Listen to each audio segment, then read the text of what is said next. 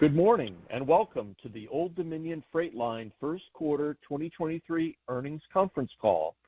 All participants will be in listen-only mode. Should you need assistance, please signal a conference specialist by pressing star, then 0 on your telephone keypad. After today's presentation, there will be an opportunity to ask questions. To ask a question, you may press star, then 1 on your telephone keypad. To withdraw your question, please press star, then 2.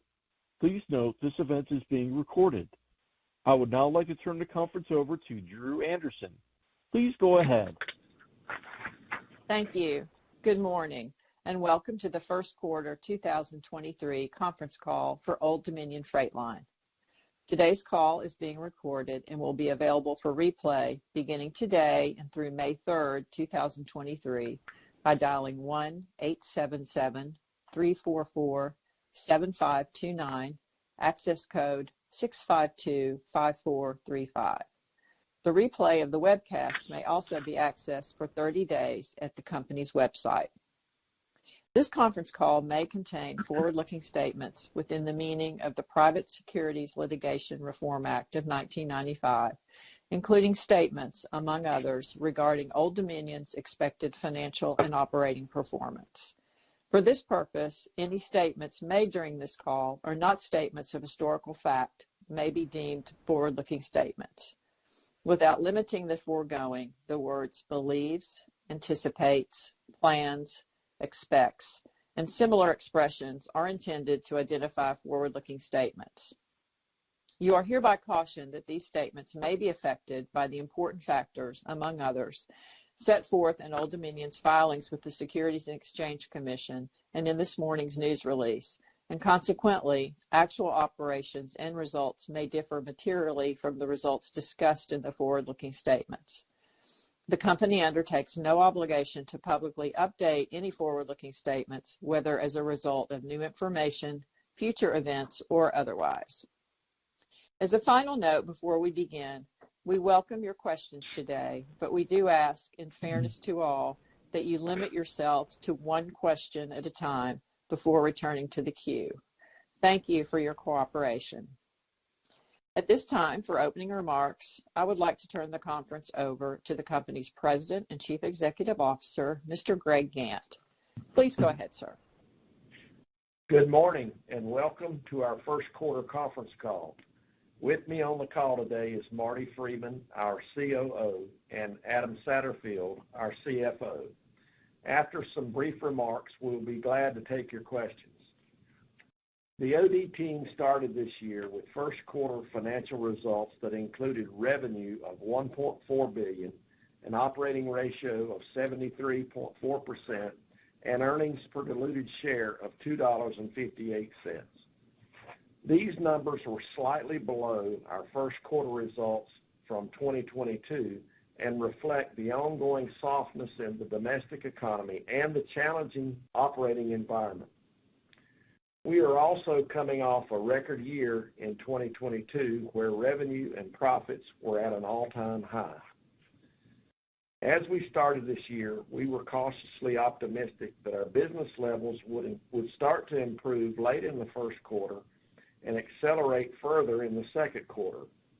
While our volume stabilized during January and February as expected, we have not seen the acceleration in volumes that was originally anticipated. Our shipments per day have remained consistent on a daily basis so far this year, but on a year-over-year basis, shipments in April are trending down double digits. Fortunately, our market share has remained relatively consistent and our yield continues to improve. We believe the stability with our market share during the first quarter reflects the value of our service offering and the success of our long-term strategic plan. The guiding principles of this plan have been in place for many years and have helped us produce a strong track record for long-term profitable growth throughout the economic cycle. This plan is centered on our ability to deliver superior service at a fair price to our customers, and we remain committed to providing on-time service and claims-free service as well. We will continue to focus on delivering a value proposition to our customers while also maintaining a disciplined approach to managing the fundamental aspects of our business. This will include making the best decisions to help us navigate through a challenging environment in the short term, while also positioning us for future opportunities to produce long-term profitable growth. While we like to measure our success over years, we believe it takes winning on a daily, weekly, and monthly basis to add up to long-term success. Our consistent focus and successful balance of long-term opportunities against short-term trends has helped us achieve a 10-year compound average growth rate in revenue and earnings per diluted share of 11.4% and 25% respectively. I want to close my last earnings call as CEO by saying how incredibly proud I am of the entire OD family of employees, all 23,000 of us, and the track record of success that we have produced together. I am encouraged by the prospects that our team has for future growth. Without any doubt, I stand firm in my belief that OD has the strongest team in the industry, the best service in the industry, and is better positioned than any LTL carrier to continue to win market share while also increasing shareholder value. Thank you for joining us this morning, and now we'll turn things over to Marty for further discussion of the first quarter. Thank you, Greg, and good morning. I want to first of all start by thanking Greg for his leadership and significant contributions to OD over his career, while also recognizing each OD employee for their critical role in our success. Together, we have produced remarkable improvement in our financial and operating results over the long term. And I can assure you that OD's team remains focused on continuing our record of strong, profitable growth. With respect to our first quarter, we delivered solid financial results, especially when considering the ongoing softness in the domestic economy and decrease in volumes. Although these factors contributed to the first decrease in quarterly revenue and earnings per diluted share since the second quarter of 2020, our market share has remained relatively consistent. As a result, we believe our decrease in volumes was largely due to some shippers simply having fewer shipments than normal due to the economy, although there have been others that are beginning to emphasize price versus service and choosing lower price carriers. The operating environment has become more challenging than we anticipated, and the expected acceleration in volumes has obviously not occurred. Despite these factors, we have maintained a commitment to our long-term strategic plan. We will continue to focus on providing shippers with superior service to support our ability to maintain our price discipline. Our consistent cost-based approach to manage yield and account profitability has been critical to our ability to improve our financial position over time, which has helped us support and continued investments in technology and service center capacity. While capacity is not currently an industry issue due to the weakness in industry volumes, we believe this will once again become a critical differentiator for us when the economy improves. We believe our long-term consistent investment in service center capacity has been and remains a strategic advantage that supports our long-term market share goals. During this period of revenue decline, we will also maintain a disciplined approach to managing our variable cost and discretionary spending to protect our profitability. This starts with a commitment to maximizing the operating efficiency of our fleet and network. Some of our productivity measurements in the first quarter were negatively impacted by the general loss of operating density associated with the decrease in our shipments and weight per shipment. This was evidenced by a 4.9% decrease in our line haul laden load average and a 1.0 decrease in our P&D shipments per hour. We improved our platform productivity, however, and generated a 5.8% increase in our platform shipments per hour. We also reduced our reliance on purchased transportation as compared to the first quarter of 2022, which allowed us to improve the overall efficiency of our operations. This contributed to the improvement in our variable cost as a percent of revenue during the first quarter. We will also continue to work on improving the efficiency of our operations as we make our way through the balance of this year, which provides an opportunity to generate additional cost savings. While productivity is always a focus, we cannot and we will not allow it to impact our best-in-class service performance. Our team continued to deliver superior service during the first quarter with an on-time service of 99% and a cargo claims ratio of 0.1%. This service performance remains critical to support our yield management strategies. We have said many times before that to produce long-term improvement in our operating ratio will continue to require a balance between operating density and yield management, both of which generally require a favorable macroeconomic environment. As just mentioned, we lost operating density in the current environment due to the decline in volumes and the expansion of our network. Our yield has continued to consistently improve. However, and revenue per hundredweight, excluding fuel surcharges, increased 8.6% during the first quarter. We will continue to demonstrate value to our customers by balancing our superior service offering with a consistent cost-based approach to our pricing. The resulting value proposition is unmatched in the LTL industry and will continue to support our ability to increase market share over the long term. As we look forward to remaining quarters of this year, we currently anticipate the softer demand environment will continue. The second quarter is generally the period when volumes begin to accelerate, but we have yet to see an inflection towards growth. Nevertheless, I want to emphasize that we are well positioned to respond to any acceleration in volumes that might occur if and when the economy improves. Until that time comes, we will continue to focus on managing our costs and delivering value to our customers through our value proposition of on-time claims-free service at a fair price. Delivering value is a central element of our long-term strategic plan, and we remain committed to execute on this plan regardless of the economic cycle. As a critical part of this plan, we will also continue to execute our capital expenditure program and, most importantly, invest in the training, education, and development of our OD family of employees. The economy will eventually recover, and we are confident that when it does, our team's execution will allow us to achieve further growth and profitability while also increasing our shareholder value. Thanks for joining us today. Adam will now discuss our first quarter financial results in greater detail. Thank you, Marty, and good morning.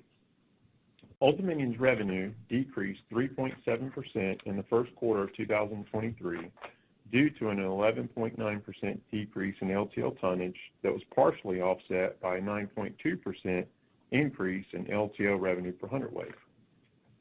The combination of this decrease in revenue and slight deterioration in our operating ratio contributed to the 0.8% decrease in earnings per diluted share to $2.58 for the quarter. On a sequential basis, revenue per day for the first quarter decreased 7.9% when compared to the fourth quarter of 2022, with LTL tons per day decreasing 4.3% and LTL shipments per day decreasing 3.4%. For comparison, the 10-year average sequential change for these metrics includes a decrease of 0.6% in revenue per day, a 0.5% decrease in tons per day, and a 0.2% increase in shipments per day. The monthly sequential changes in LTL tons per day during the first quarter were as follows. January decreased 1.0% as compared with December. February decreased 0.2% versus January, and March increased 0.7% as compared to February. The 10-year average change for the respective months was an increase of 1.2% in January, an increase of 1.7% in February, and an increase of 5.2% in March. Our shipments per day over these same periods were relatively consistent on a sequential basis and increased slightly each month as we progressed through the first quarter. While there are still a few workdays remaining in April, our month-to-date revenue per day has decreased by approximately 15% when compared to April of 2022.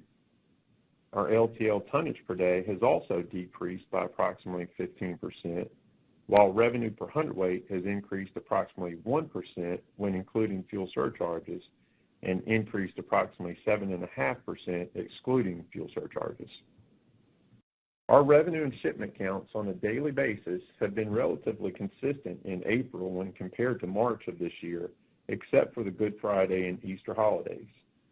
As previously mentioned, however, we had expected to see acceleration in business levels by this point in the year based on customer feedback and our historical planning process.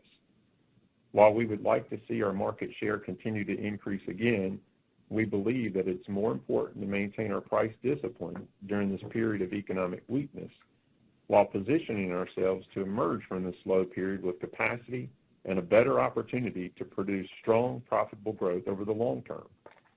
We have operated in scenarios like this before, and we will continue to execute our plan and adjust to this lower than expected volume environment until an inflection point happens and we can shift back into growth mode again. Our first quarter operating ratio increased to 73.4% for the first quarter as the improvements in our direct operating costs did not sufficiently offset the increase in overhead cost as a percent of revenue. Many of our fixed cost categories increased as a percent of revenue during the quarter due to the deleveraging effect associated with the decrease in revenue, as well as the timing and significance of certain expenditures. In particular, our depreciation and amortization costs increased 80 basis points, and general supplies and expenses increased 30 basis points. Within our direct operating cost, our purchase transportation cost as a percent of revenue improved 140 basis points, while our productive labor cost improved 50 basis points. These changes more than offset the 50 basis point increase in operating supplies and expenses that was primarily due to an increase in our maintenance and repair cost. Old Dominion's cash flow from operations totaled $415.4 million for the first quarter, and capital expenditures were $234.7 million. We currently anticipate our capital expenditures will be approximately $700 million this year, which is a $100 million decrease from our initial capital expenditure plan. We plan to continue with real estate expansion projects that are already in process and others that we believe will be critical to our long-term operating plan. We also plan to continue to purchase new equipment, which we believe will help lower the average age of our fleet and help reduce our maintenance cost per mile. We utilized $141.7 million of cash for our share repurchase program and paid $44.1 million in dividends during the first quarter. Our effective tax rate was 25.8% and 26.0% for the first quarter of 2023 and 2022, respectively. We currently expect our annual effective tax rate to be 25.6% for the second quarter of 2023. This concludes our prepared remarks this morning. Operator will be happy to open the floor for questions at this time. We will now begin the question and answer session. To ask a question, you may press star then one on your telephone keypad. If you're using a speakerphone, please pick up your handset before pressing the keys. If at any time your question has been addressed and you would like to withdraw your question, please press star then two. Again, please limit yourself to one question before returning to the queue. At this time, we will pause momentarily to assemble our roster. The first question comes from Ravi Shanker with Morgan Stanley. Please go ahead. Great morning, gentlemen. Maybe it's a little two-parter here. One is the uptick in April that didn't materialize. In your conversations with your customers, do you get a sense that this is just a pause while they figure out what's going on with the banking crisis and other things before they resume and their inventory is in a better situation? Or do you think the rebound is kind of completely pushed out maybe to 24? And also maybe as a follow-up, can you help us think about kind of fuel surcharge and how we think about that math through the rest of the year? Thank you. Yes, certainly it's been difficult to read the tea leaves this year, and we felt like we've had a lot of good conversations with customers and continue to have them, but certainly it seemed like the whole banking issue was a bit of cold water on the economy overall. I think that it just continues to be a challenging overall, and people question, in some cases, the direction of the economy and continue to be somewhat conservative as a result. But, I think our business, we obviously had been talking about probably since the third quarter of last year an expectation that we would start seeing an uptick, and, it didn't happen. Things have stabilized. We've continued to be consistent. We continue to have good conversations, though, and I would say within our direct business, having conversations with customers, we're seeing an increase in some of these accounts. When I look through our top 50 accounts, business that's not with a 3PL, we're seeing a good increase. We actually saw an increase in revenue with those accounts during the first quarter. Some of our business with 3PLs is suffering a little more. Like we said in our prepared comments, we're seeing some shippers that are prioritizing price over service right now. But you've got a lot of others, and I think that's why we're seeing the increase in our direct business that, continue to think strategically about their supply chain, understand the value that we're delivering, and know that this environment will turn again. And we helped many of these customers through challenging times and the pandemic and then the supply chain crisis that followed. So, I think it's a mixed bag across the board, but we continue to stay engaged. We're continuing to have favorable conversations, and it's just a matter of when the economy eventually recovers, and we're certainly prepared for when that happens. It's just day in and day out. Our shipments per day have just been pretty consistent, pretty much all through the first quarter, and that's continuing into April. Great. And the fuel surcharge, if there's any color, that would be great. Yeah, certainly the fuel surcharge, this is the quarter we've talked about. It actually happened in March. In March, the average price per gallon was down about 18%.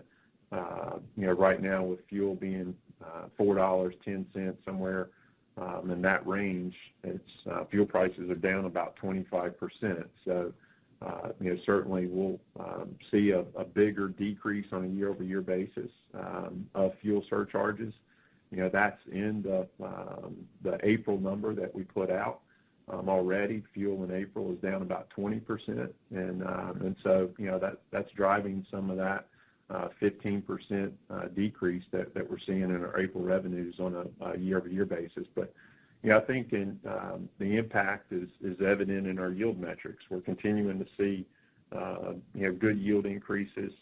As we're going through bids and whatnot, we're continuing to talk about our cost plus increases that are necessary. But when you look at April and kind of where things are, the revenue per hundredweight continues to be solid, and we'd expect to see sequential increase in the second quarter over the first quarter. That number should naturally start to trend back closer to what our longer-term averages have been from just a core yield increase standpoint. But the revenue per hundredweight with the fuel is reflecting that change now, in fuel prices and the fuel surcharge. So that is starting to flatten out, if you will, just like the numbers that we talked about for what we've seen month to date for April. Very helpful. Thank you. The next question comes from Jack Atkins with Stephens. Please go ahead. Oh, okay, great. Thank you for taking my question this morning. So I guess I'd love to, Adam, get your thoughts on operating ratio progression sequentially. Obviously, this is not a normal second quarter. At least it's not starting off as a normal second quarter in terms of how April's trending. Any way to kind of help us think about the puts and takes in terms of the OR progression, first quarter to second quarter relative to normal seasonality? Yeah, this is certainly, it's definitely not a usual type of quarter, as you said. I mean, with tonnage being down, about 15%, it's been since 2009 since we've seen that type of change, or maybe back to the second quarter of 2020 when, the pandemic happened and the world shut down. But it's something that we've been consistently adjusting to, and frankly, we knew the second quarter comparisons were going to be more challenging this year. When we looked through the balance of how the quarters would fall. But the build up in March that we anticipated obviously didn't happen. That's where you start really getting a lot of that growth. Really, it happens throughout the first quarter, but March is typically a pretty good increase when you look at things on a shipments per day standpoint. That should be up 5% or so. So, right now, like I mentioned before, we're seeing shipments per day that's just pretty steady on a day in and day out basis, coming in at somewhere around 47,000 shipments per day. And granted, the April will have the impact. We don't do half day conventions, but pretty much have about a half a day loss with the Good Friday and the Easter holidays. But if we don't come off of that number, and I'll tell you, it's not like we're picking up the same 47,000 shipments day in and day out. We're getting increases with some accounts, while others we're seeing decreases with. It's not as easy as maybe as what that sounds, as it's consistent day in and day out. But if we don't see any further growth from there, we should see it in May, just the natural effect of just like the impact of the holidays, recovering from that, a little bit of growth, and if we can move forward from there. But overall for the quarter, if we're still in this environment where there's no sequential increase, then we're looking at revenues that might be flattish in the second quarter with the first, as compared to we're normally up about 10% on a per day basis. So, if that's the scenario that we're in, then I think that we're looking at an operating ratio that may be more consistent with the first quarter, and could see some slight deterioration from there. I think our challenge will continue to be managing our direct variable costs. That's our productive labor, our operating supplies and expenses, and so forth. If we're in the same type of shipments per day environment, managing those costs flat, maybe with some slight improvement as a percent of revenue. Those were about 54% of revenue in the first quarter. And then from an overhead standpoint, those costs were about 19.5% in the first quarter. We'll continue to have an increase in the aggregate amount of depreciation expenses and some other dollars of overhead that might increase. So those costs could increase further as a percent of revenue from that 19.5%. But for us, it's certainly challenging. But I can tell you, our teams, we're looking at cost, we're looking at productivity, we're looking at the size of the fleet and making adjustments on a day-by-day basis of trying to get in and save costs where we can. But like we mentioned before, doing all the right things that position us to come out of this downturn even stronger. And that's when the inflection, when it happens, when we really outperform. For the longest time, when we get into these slower macro periods, our market share is generally flatter as we maintain our price discipline. But then when we come out, that's when we really see the outperformance in our volumes versus the industry. So we're going to continue to, with the same strategic plan that's got us to where we are today, and I think that we'll emerge from this thing even stronger. Okay, Adam, thanks for that color, and Greg, congrats again on your retirement. Thanks, Jack. The next question comes from Scott Group with Wolfe Research. Please go ahead. Hey, thanks. Good morning. One thing I just want to clarify, and then I have my actual question. So, Adam, your comment about OR may be flattish 1Q to 2Q, that's assuming that there's none of the seasonal May and June uptick. Am I understanding that right? Well, assuming a little bit, just the natural uptick that would happen in the sense of our May volumes should be somewhere, where we are today. If they stay at this 47,000 range, it'd be a slight uptick over April, just because of April being impacted by that half day that I mentioned for the Good Friday and Easter holidays. But you're correct. Just assuming that we stay in this sort of malaise where We don't see any incremental uptick and frankly, no decline either, but just staying in this flattish on a sequential basis. We certainly hope that there will be an uptick in volumes. We've seen some good trends, good couple of days this week, but I think that we certainly need to be mindful of kind of where we are and the fact that we don't see that positive inflection from an economic standpoint happening. And so I think we just need to talk about kind of where we are today. Obviously, we give our mid-quarter updates, so if the inflection happens and we start seeing some growth, we're certainly ready and can handle it. And that's when we can start maybe talking about seeing some incremental improvement, if you will, relative to the first quarter. But right now, it's just things on a day in, day out basis have just been very steady as she goes from a revenue per day and a shipments per day standpoint. Right. And then when you talk about volume down the most since '09, I guess I just want to understand, the pricing's holding up for you really, really well. At what point does that get tougher? Are you seeing any signs of competitive pressure just given the market continuing to get worse right now from a volume standpoint? Yeah, I mean, it's certainly one. I think the comparison's a little bit tougher, and that should get better as we progress through this year.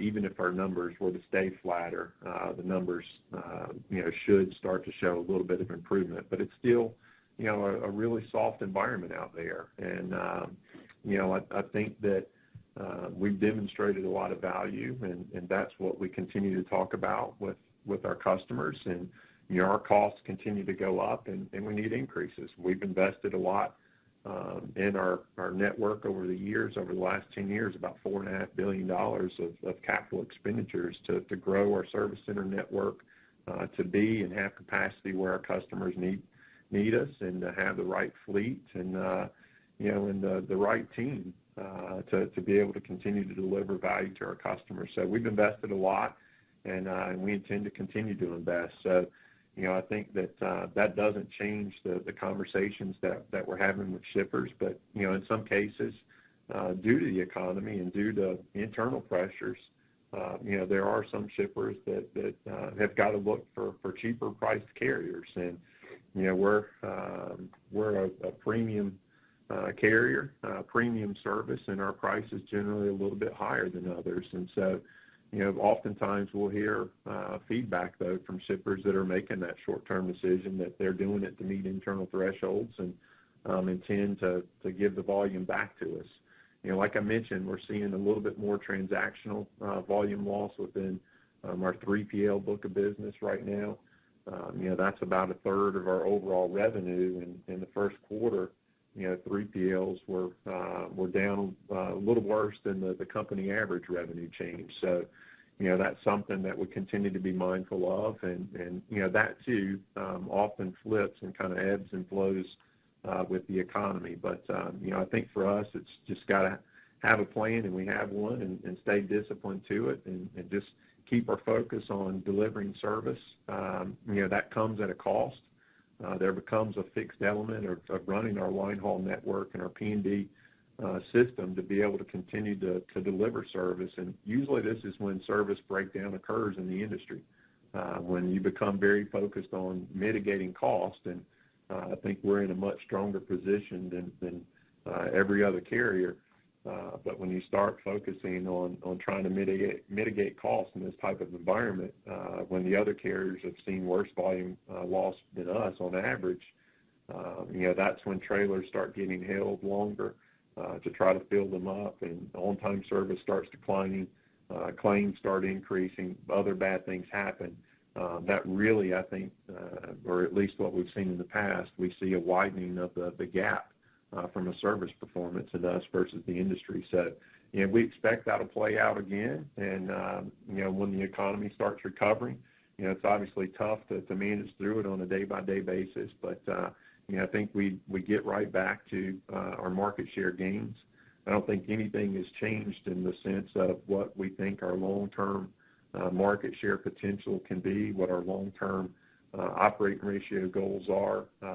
None of that really changes. It just kind of moves when the start point begins when we get back into market share growth mode again. Thank you for the time. I appreciate it.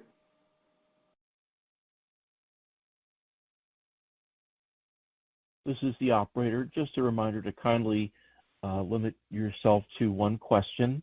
The next question comes from John Chappell with Evercore ISI. Please go ahead. Thank you. Good morning. Marty, you mentioned it in your prepared remarks, and Adam, you've kind of addressed it in a couple of your answers as well, but customers choosing price over service. Have you seen any kind of significant cracks in the pricing dynamic given just the complete weakness in the volume side? And how would you compare kind of the pricing environment today versus other periods of recessionary volume backdrop? Yeah, I've been through this a few times in my 40 years in transportation, and I think the worst I've ever seen was 2009, and we're nowhere near that. But there is some challenging pricing out there, as there always is during low freight levels. Most of it we see is transactional mom and pop type shippers and inbound customers. So it can be challenging out there, but it's not anything we hadn't seen before, and it's not anything we can't work through and manage through. Thank you, Marty. The next question comes from Tom Wadewitz with UBS. Please go ahead. Good morning. I think, I think I said this on the last call maybe, but, if I didn't, congratulations, Greg, on the retirement and the great run you had. I actually want to ask along those lines, I guess you've seen, you're retiring, someone on the team's moved to a competitor. There's some degree of change going on, that will take place with the OD team. How do you think that may affect what you're doing at OD? What might be some of the risks around that? Are there risks around that? Are there potential things that you say, well, this was my approach, obviously tremendously successful, but the next person might tweak things a bit. So I know that's kind of anticipatory, but any just thoughts on some of the management things that have taken place or will take place as you retire? Thanks. Yeah, sure, Tom. I don't mind addressing that at all. And I appreciate the question, but fortunately, Tom, we've got a tremendously strong team here at OD. The folks replacing me have nearly as many years in some cases in the industry as I do. They're all 20-plus year veterans. They've been through everything since we started executing this plan many years ago. They've been through the thick and thin, and the good times, the bad times, and they know who we are. They know what's made us successful. They understand our plan going forward, and I think we're in a great position to continue to execute on that plan. So, Tom, there's always risk. Anytime you lose good people, certainly there's risk, but, I feel extremely good about where we are. We'll make the replacement and continue to move forward. Again, thankfully, we had a plan, a plan to execute on my exit, if you will, and promoted the folks that certainly are capable of continuing to drive our results forward. So, again, I feel good about it. I'm not concerned about that part at all. These guys know what to do, and hey, I feel extremely good about it. We got a great team. You can see that in the results. It's not, it's not me. It's not just the folks here, but I think everybody truly understands, what we're trying to do and how we're supposed to execute and handle customers' business on a daily basis. And, that's not going to change just because I'm out the door or any other one person left. Those fundamental things that we know how to do much better than our competitors, that's not going to change anytime soon. So, I think the basics of blocking and tackling and those kind of things, without any doubt, we're far superior to all of our competitors. And, that, again, that's not going to change. So I think we're in a good spot. And, hey, I look forward to, a whole lot of success down the road for OD. Okay, great. Thank you, Greg. Sure. The next question comes from Allison Poloniak with Wells Fargo. Please go ahead. Hi, good morning. Just want to go back to the comment on the top of the accounts. You did say there were actually some that were improving here. I guess any color that we can maybe read through on vertical or such that's driving some of that improvement. And I guess along with that stabilization, when you kind of think of those larger customers, do you at least, I know we don't have a view on the inflection, but at least that the stabilization may hold? Just any color there. Thanks. Yeah, it was pretty consistent performance between our retail and industrial customer base during the quarter.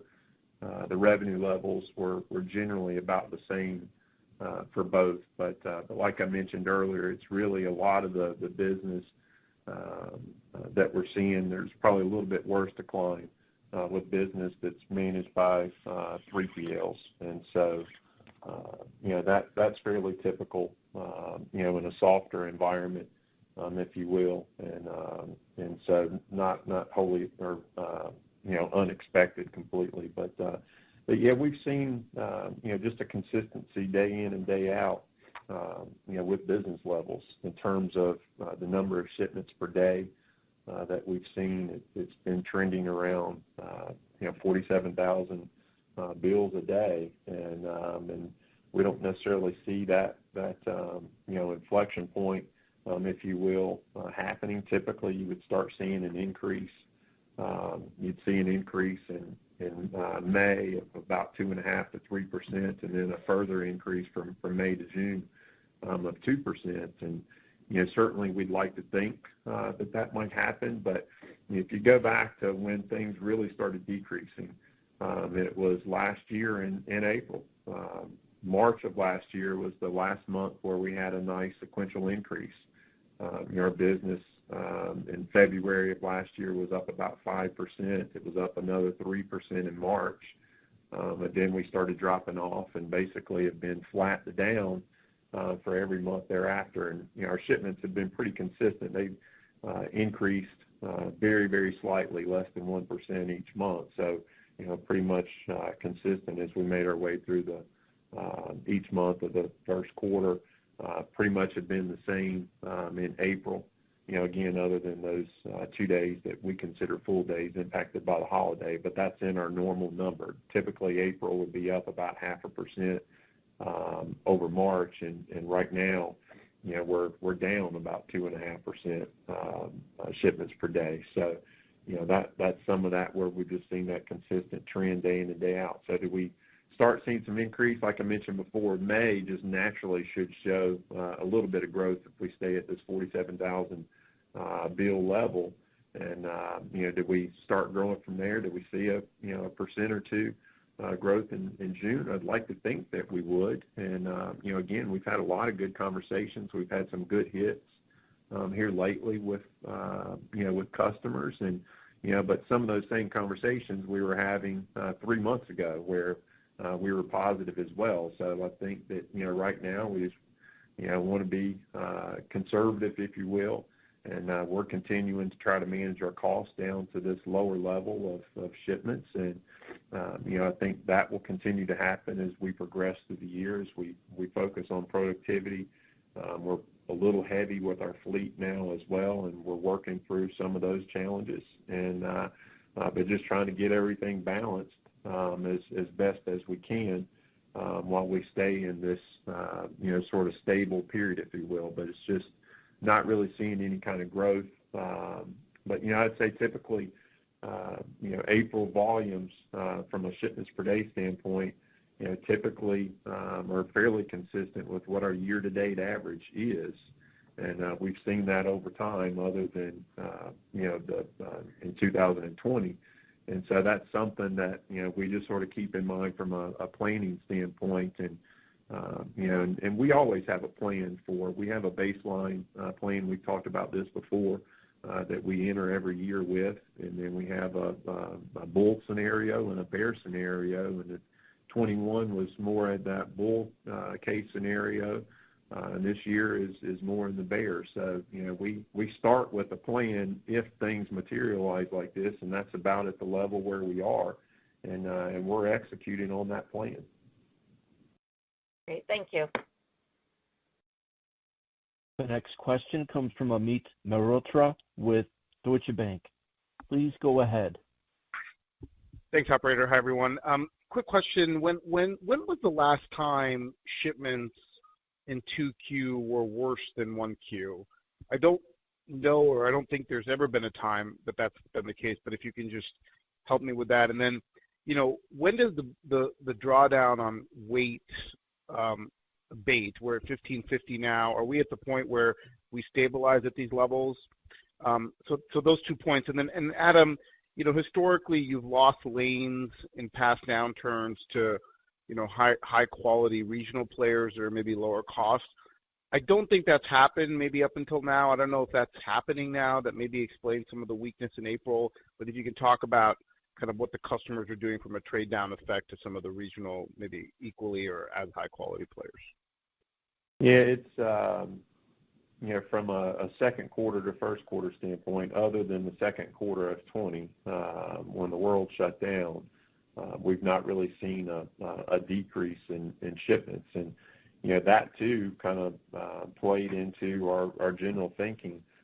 Even years like 2009, 2016, 2019, weaker years, we still had some marginal improvement in shipments in the second quarter versus the first. And so, right now, if that's kind of trending flattish, we'll see how things, shake out for the remainder of the period. And, like I said, maybe we'll get some growth, and certainly it will be out there as we put our mid-quarter update. We'll put the final April update in our 10Q.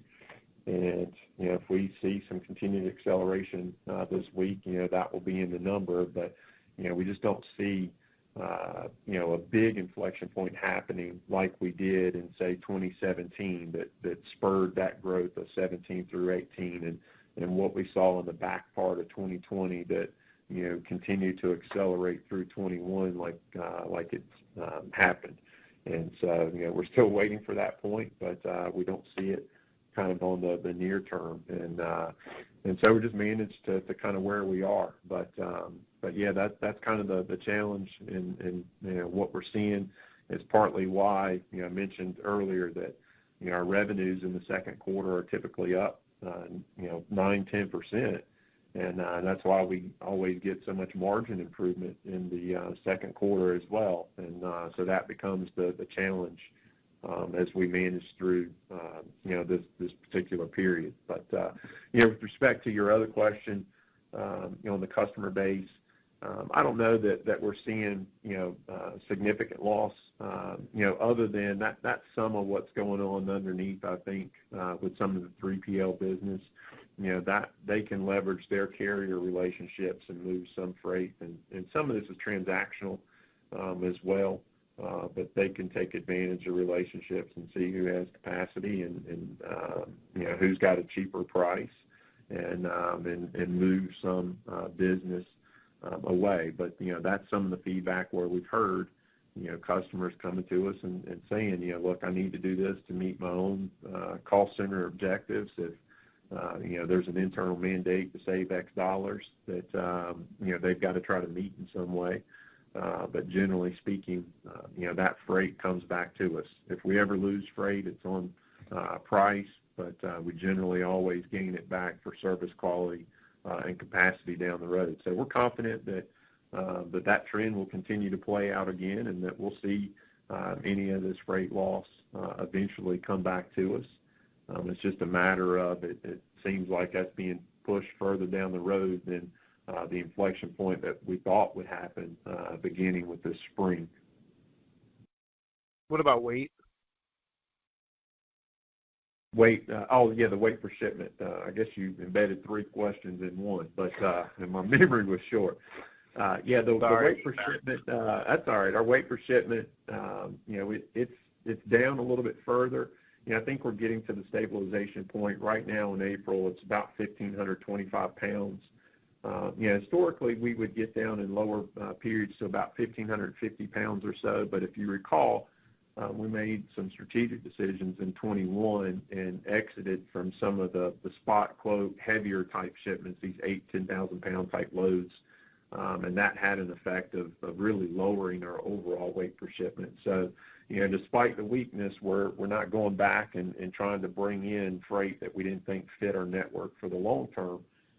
So just going along with the economy, we've seen a little further deceleration in that weight per shipment being down to 1,525 pounds. So that's a little bit worse. April's always usually down 0.5% or 1%.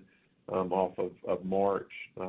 Some of that is March builds up at the end of the quarter, but we're down a little bit more. But I feel like that's stabilizing, that, probably our low water mark in a softer economy will be 1,525, 1,530 pounds maybe. We think that's getting to a stabilization point, or so it seems. Thank you.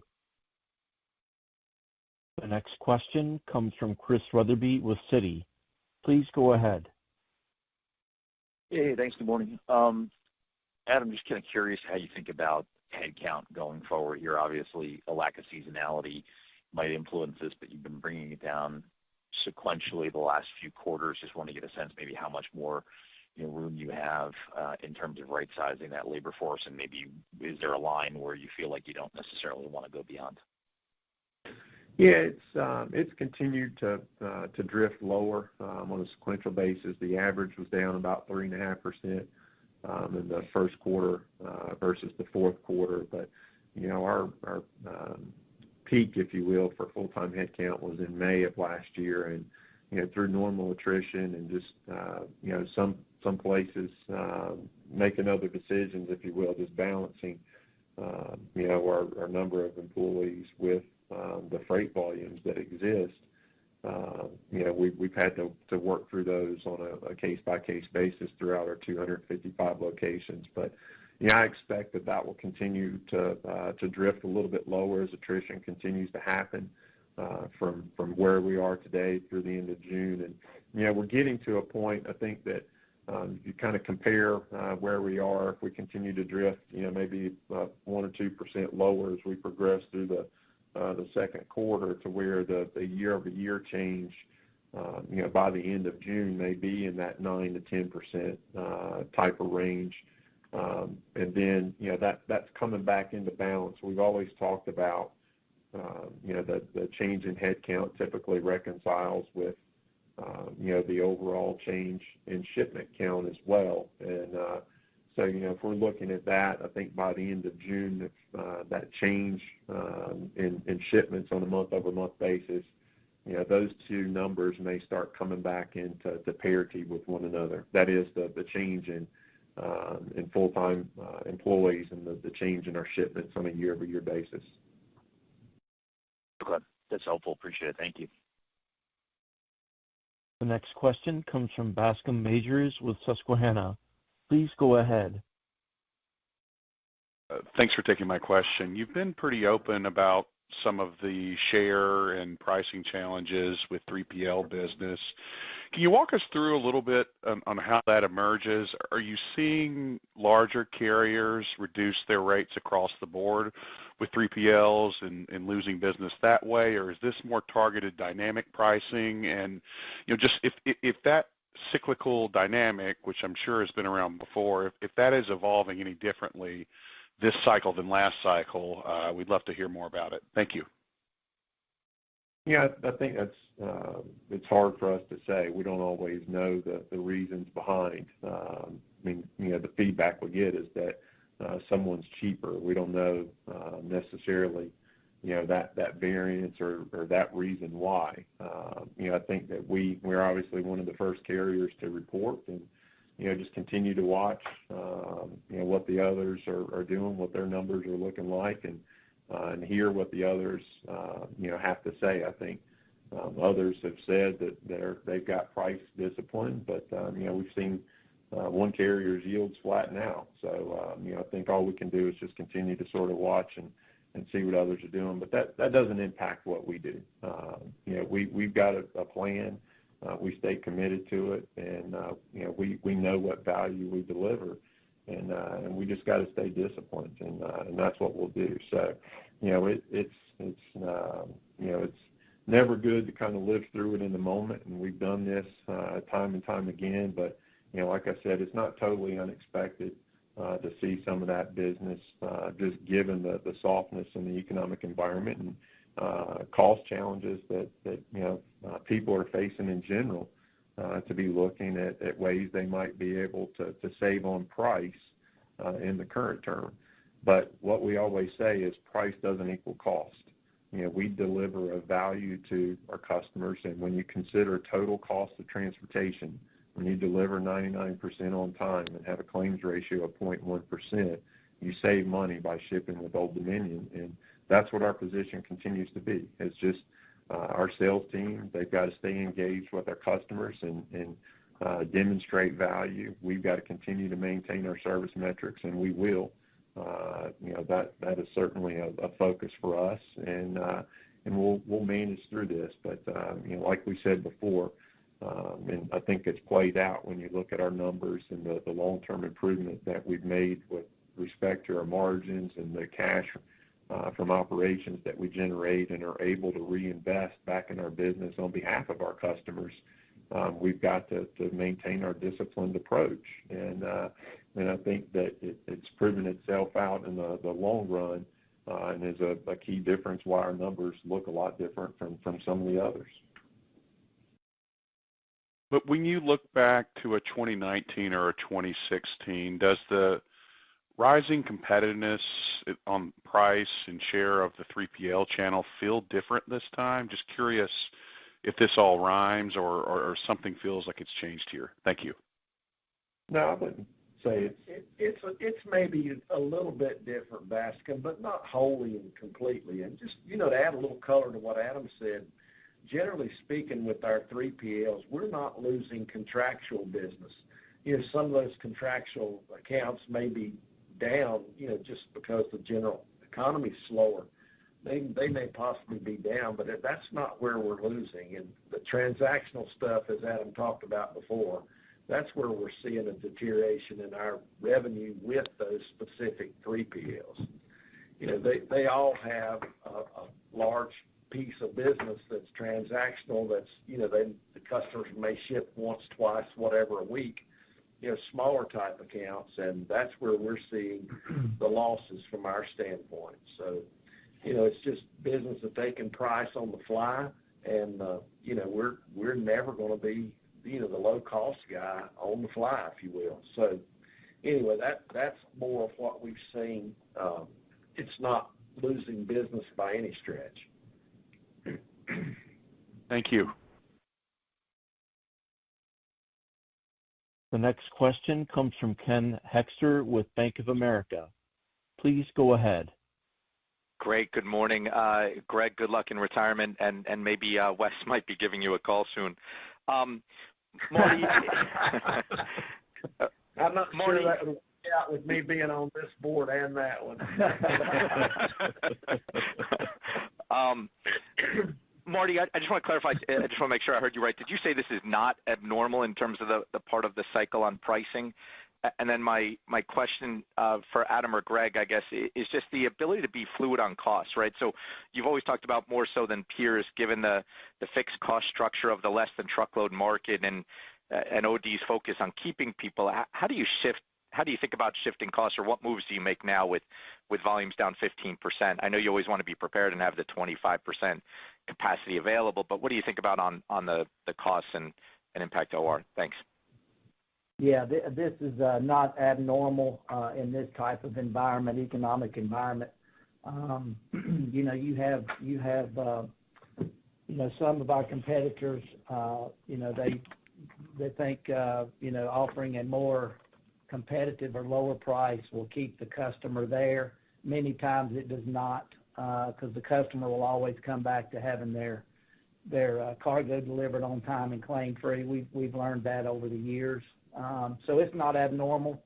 We choose to tighten our belt and manage our labor. When the slow times pass, we're in a great position to keep our OR going downward. So, but it's not abnormal to see low prices in any environment with any company. So we've seen it before, and it will pass like it always does. And Adam, I'll let you handle it. Yeah, I would only say on the cost standpoint, I mean, obviously we've switched to where our variable costs are the majority of our cost base now. Probably 70% or more of our costs now are variable in nature, and obviously we've got a big fixed cost base, and we're seeing the loss of leverage with the revenue decline there driving some of that. But some of the increase in those overhead costs in the first quarter also come from the fact that we're on a little bit of a different schedule with respect to our equipment plan. We were taking delivery in the fourth quarter and of equipment taking delivery in the first quarter, which is unusual, and that was part of why we had anticipated a sequential increase in those depreciation costs as a percent of revenue. But given all the challenges from a fleet standpoint, that's driving some of our costs. It's also driving some of the maintenance and repair costs, like I mentioned. We're seeing an increase in cost per mile.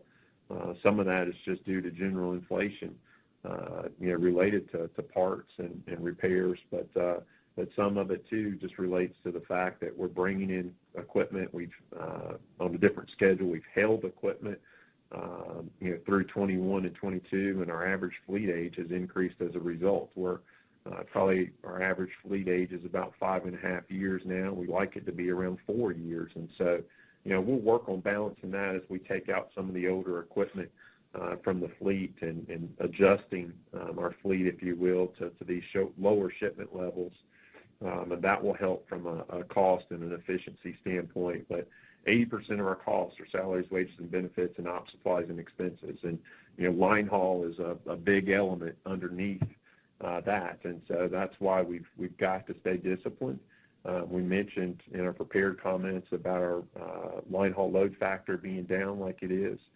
I can tell you that's a focus. That's a lot of dollars, not only from a labor standpoint, but that's what creates the miles that we run. And so that's, if we can drive some improvement there, that'll help us from both labor and fuel in particular, while we're also making some adjustments on the fleet that will help with both depreciation and maintenance costs. But like I think I said earlier, there's an element that becomes fixed. About every variable cost is fixed in the short run, and if we want to continue to deliver service, and we are, there becomes a fixed element within that line haul component, and so we've got to be able to do both, frankly.